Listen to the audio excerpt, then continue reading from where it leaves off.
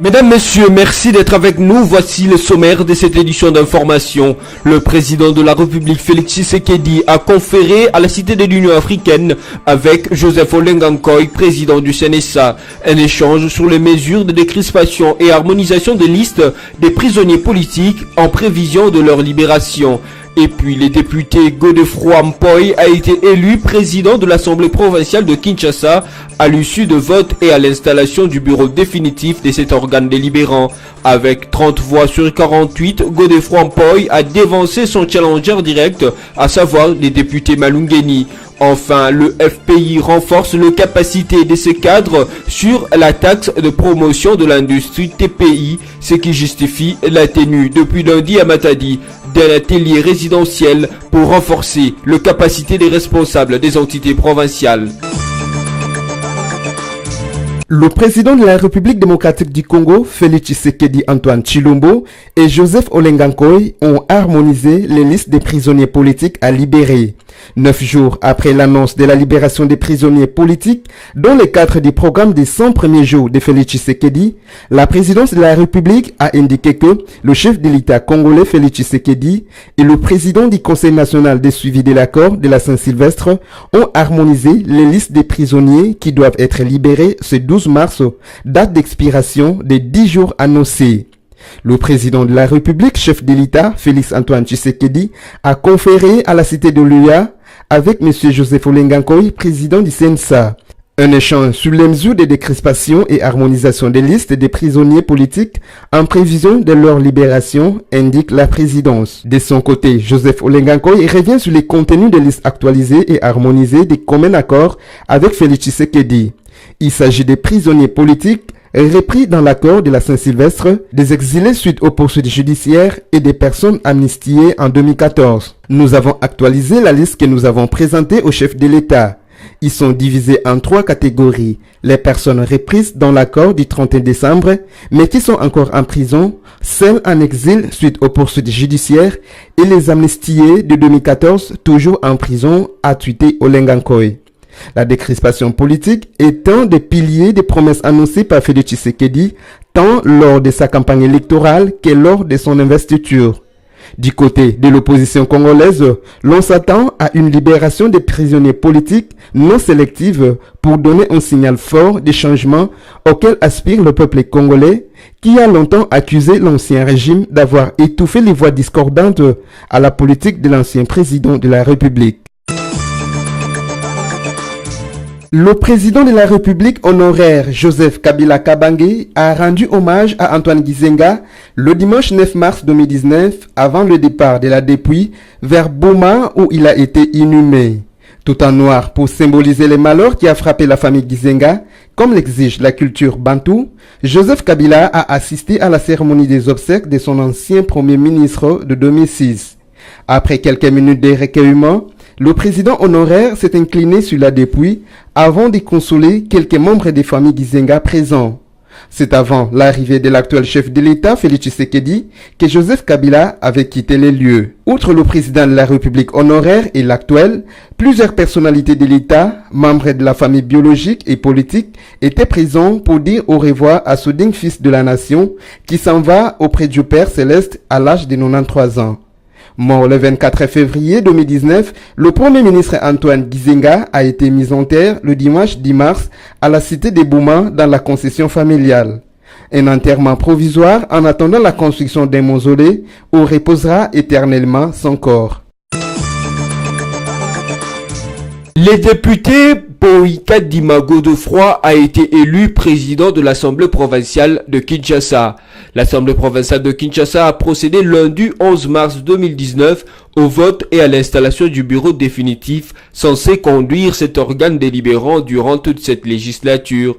Avec 30 voix, le député Mpoïka Dimago Godefroy a été élu président du bureau définitif de l'Assemblée provinciale de Kinshasa devant son poursuivant direct, le député Malungeni. Au poste de vice-président, Francis Chibalabala a été préféré à la place de Sapou Kalimasi avec 35 voix contre 13. Nembalemba Léon Junior, rapporteur du bureau provisoire, a été maintenu à ce poste au détriment du député Ozé Badibanga, élu de la commune de Bumbu. Notez que ces élections se sont déroulées dans un climat de paix et de fair play. Plusieurs personnalités ont pris part à cette séance plénière, dont l'ancien président de cette assemblée, à savoir Roger Nzingi. Notez aussi qu'après cette installation du bureau définitif, l'Assemblée provinciale de Kinshasa va procéder dans les jours qui viennent à l'élection des sénateurs qui, signalons-le, ont déjà débuté la campagne dans l'enceinte de l'Assemblée provinciale de Kinshasa.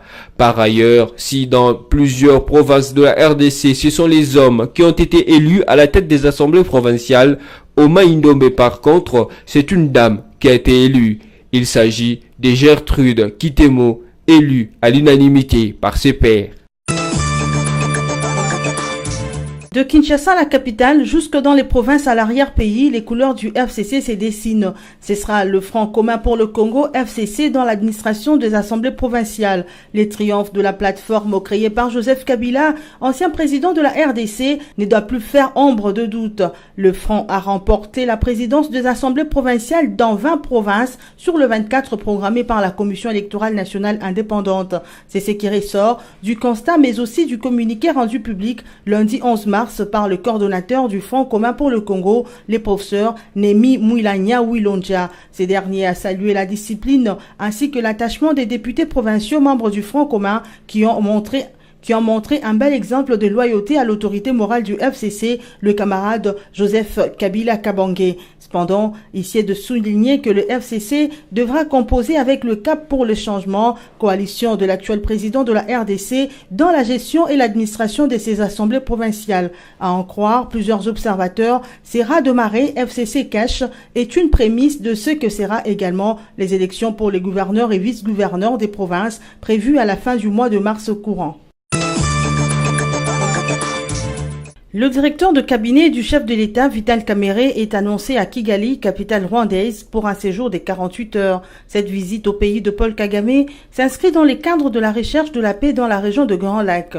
Ce déplacement de Vital Kamerhe est l'accomplissement des lunes de promesses du président Tshisekedi faites lors de la campagne électorale de 2018, alors qu'il était candidat à la présidentielle. Félix Tshisekedi avait promis, une fois au pouvoir, être en contact avec le pays voisin de la RDC en vue de discuter pour le retour effectif de la paix. Le DIRCAP du chef de l'État, avant de se rendre à Kigali, a passé quelques heures à Kolwezi au Lualaba, où il a inauguré le nouvel hôtel du gouvernement de cette province ce mardi 12 mars 2019.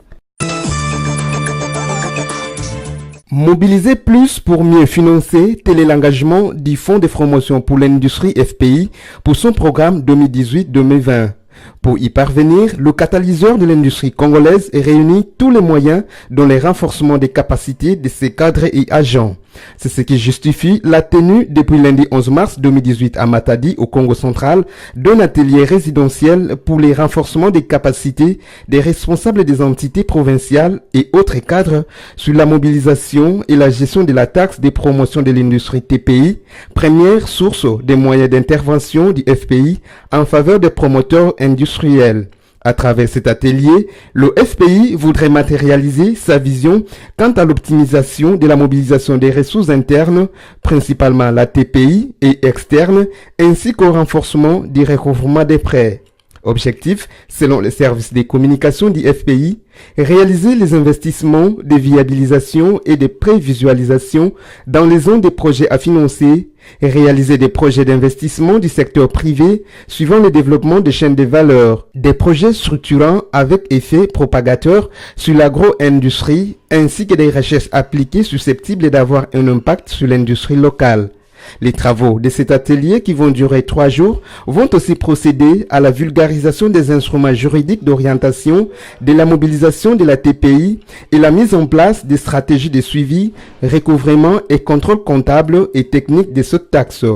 À l'ouverture de cet atelier, Boniface Kassembi, directeur général adjoint du FPI, a placé cet exercice dans le cadre des réarmements techniques des différents chefs d'entité du FPI pour les amener à s'impliquer davantage dans la mobilisation de la TPI. Le FPI, a-t-il dit, a constaté une amélioration de cette mobilisation qui est passée d'une moyenne de 4 à 5 milliards de francs congolais hier à 14,6 milliards de francs congolais aujourd'hui.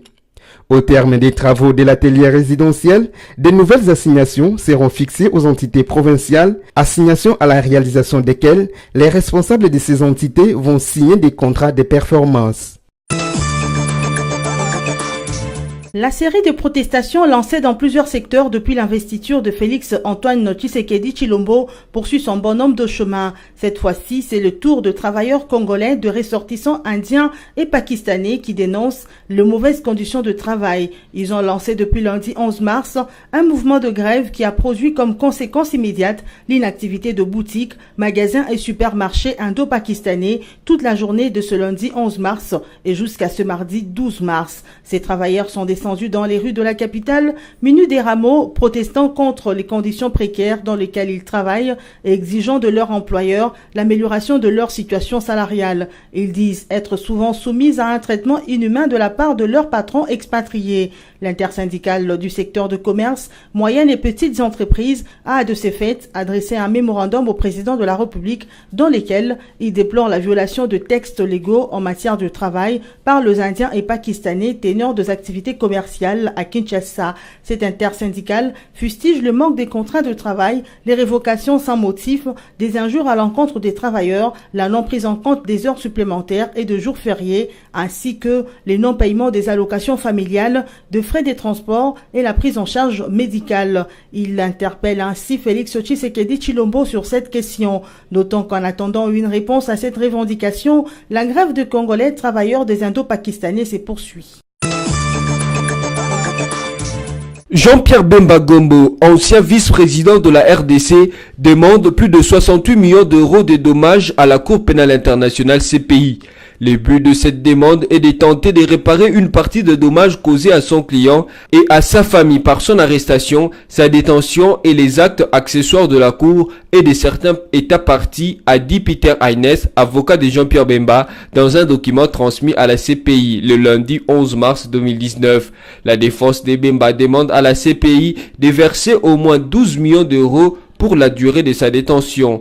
Notez que la demande d'indemnisation formulée par les avocats de Bemba est une première pour la Cour pénale internationale. Rappelons que Jean-Pierre Bemba a passé près d'une décennie en prison à la CPI après avoir été condamné en première instance en 2016 à 18 ans de prison pour meurtre, viol et pillage commis en Centrafrique par sa milice entre 2002 et 2003. En juin 2018, la Chambre d'appel a renversé cette peine d'emprisonnement, la plus lourde jamais prononcée par la CPI, l'acquittant de toutes les charges retenues contre lui dans ce procès.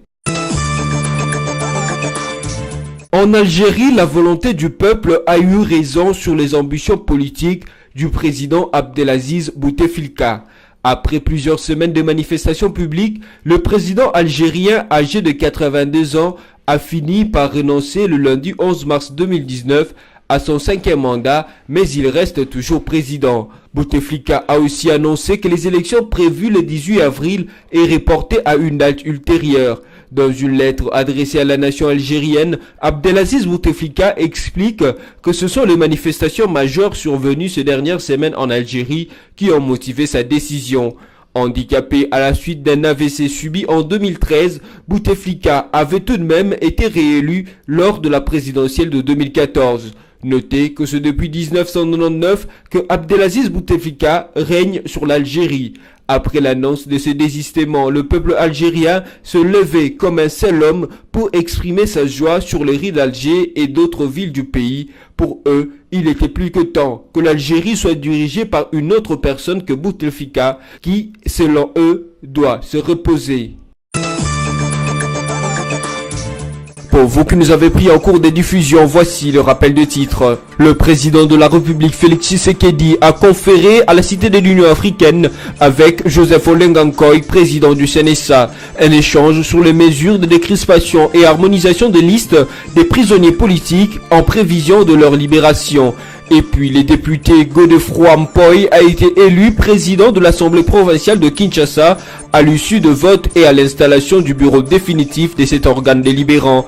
Avec 30 voix sur 48, Godefroid Mpoy a dévancé son challenger direct, à savoir les députés Malungeni. Enfin, le FPI renforce les capacités de ses cadres sur la taxe de promotion de l'industrie TPI, ce qui justifie la tenue depuis lundi à Matadi d'un atelier résidentiel pour renforcer les capacités des responsables des entités provinciales. Ainsi prend fin cette session d'information. Merci à vous de nous avoir suivis et restez fidèles à nos programmes.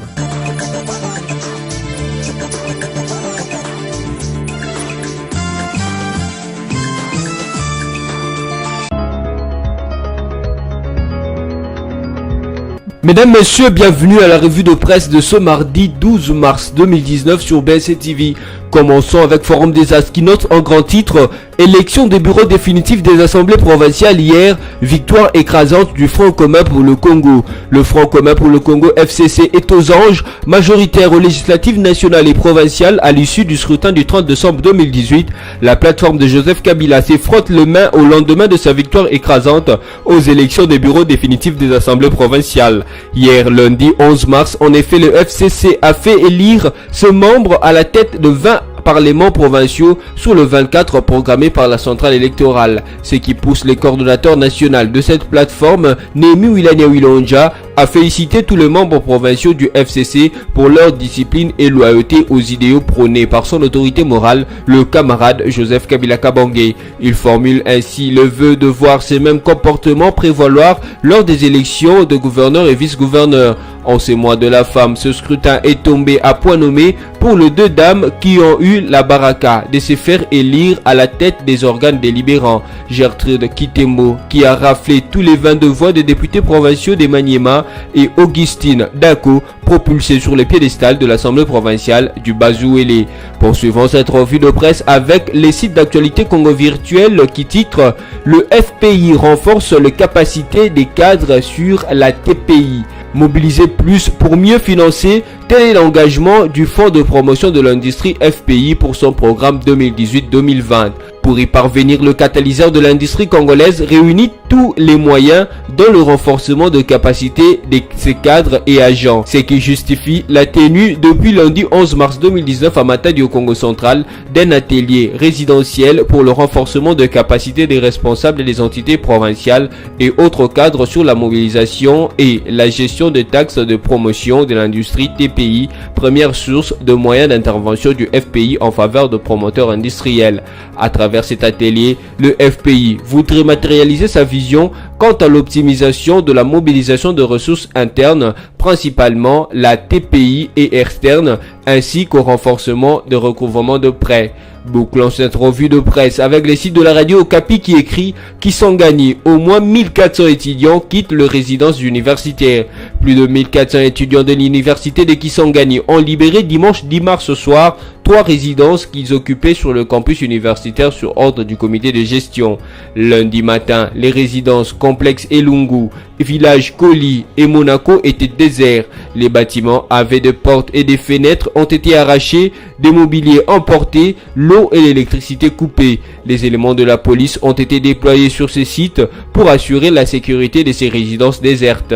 Une réunion de mise en commun s'est tenue dimanche à l'initiative de Monseigneur Marcel Outembi, archevêque de Kisangani. Le représentant des églises protestantes, de la communauté islamique, des enseignants, des étudiants et du comité de gestion des Ludekis ont également pris part à cette rencontre. Cette revue de presse est terminée. Merci à vous de nous avoir suivis et restez-nous toujours fidèles.